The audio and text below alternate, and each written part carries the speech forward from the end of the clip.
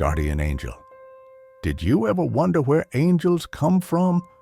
Why, I'll bet you thought they were made in heaven, didn't you? Or that they have always been there, like the pearly gates in the streets of gold.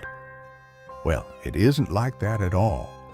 I know because I am the guardian angel.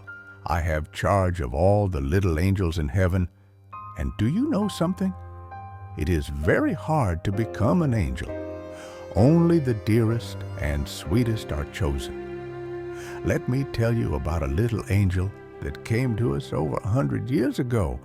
Her name was Maggie, and she sold matches on the streets to keep from starving.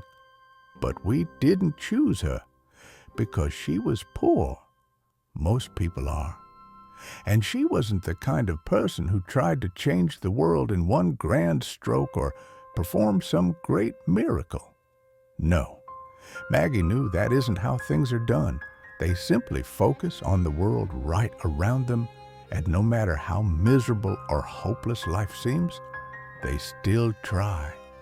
And they smile. And when they fail, all the angels weep. This play tonight will show you why we chose Maggie. You don't cry enough while selling your matchsticks. People won't buy matches from you if you're always smiling like a blooming daffodil. Mother always smiled. She died! Now I'm stuck raising a brat. That's something to smile about, isn't it? But Father, Christmas has passed, and the new year is almost here. I just know it will bring us good fortune. Good fortune? It'll bring you more beatings if you don't bring home money. It's empty. Do you hear me? Empty. Please, Father. I wish you wouldn't hit me. We still have some bread. Bread? Out with you. Take your matches and don't come back without money. And so, little Maggie stepped out into the biting cold, the heavy door closing behind her with a thud that echoed through the empty street. Matches, Snowflakes swirled like tiny ghosts around her thin coat, clinging to her messy brown hair and stinging her cheeks.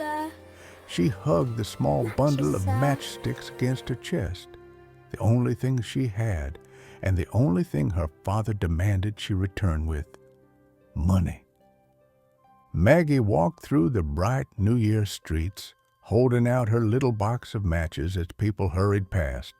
The cold bit into her tiny body, making her shiver with every step. Her worn shoes began to tear open, the front splitting until her toes touched the snow.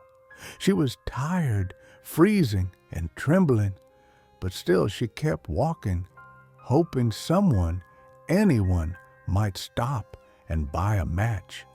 At last, Maggie's tired legs could carry her no farther. She sank down onto a cold doorstep, pulling her knees close as she sobbed quietly into her hands.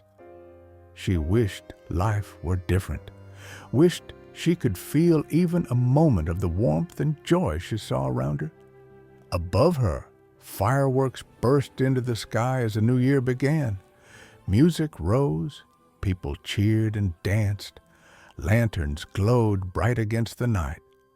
Maggie lifted her head, watching the color shimmer high above her, a celebration she could see but never quite reach.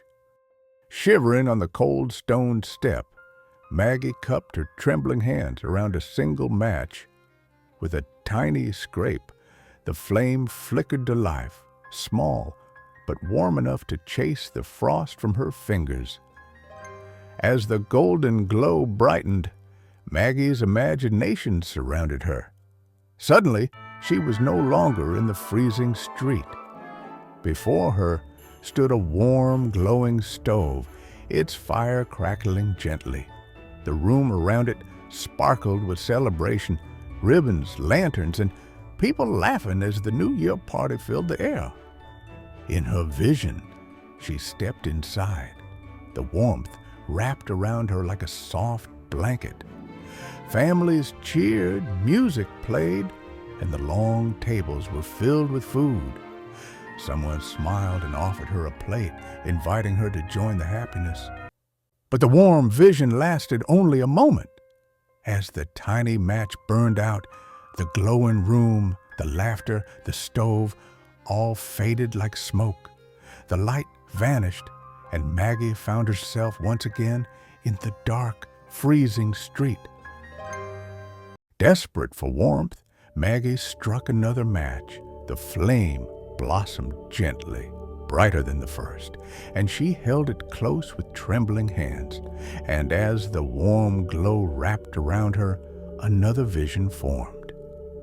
This time, standing before her was her grandmother, the only person who had ever shown her kindness. With a soft smile, she opened her arms. Maggie stepped forward, and her grandmother hugged her tightly, filling her imagination with warmth, love, and comfort she had longed for. Maggie felt her grandmother's warm hands gently take hold of her own. With a soft smile, Grandma lifted her upward, light as a feather. Together, they rose into the sky, leaving all of Maggie's worries and sadness behind. But while Maggie's imagination carried her upward in her grandmother's arms, far away from sorrow, the world she left behind remained cold and still. On the quiet street, her small body rested motionless, untouched by the warmth she had dreamed of. To those who found her, she seemed simply peaceful, as if she had fallen into a gentle sleep.